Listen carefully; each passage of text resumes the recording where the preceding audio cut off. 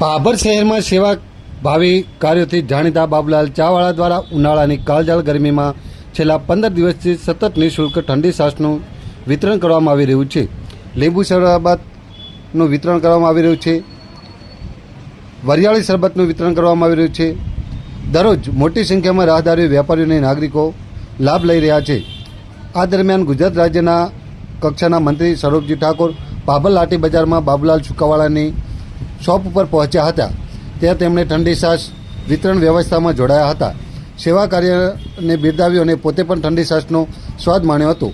મંત્રી સૌરભજી ઠાકોરે બાબુલાલ ચાવાળાના સેવાભાવીના પ્રશંસા કરી તેમજ નિઃશુલ્ક સેવા કાર્યમાં મહત્વપૂર્ણ યોગદાન આપી રહેલા ભરતભાઈ અને અતુલભાઈને શુભેચ્છા પાઠવી હતી. ભાવનાઓને મજબૂત બનાવવા ભાભર શહેરમાં ચાલી રહેલા નિઃશુલ્ક છાશ લીંબુ શરબત વિતરણ નાગરિકોની પ્રશંસાનું કેન્દ્ર બન્યું છે.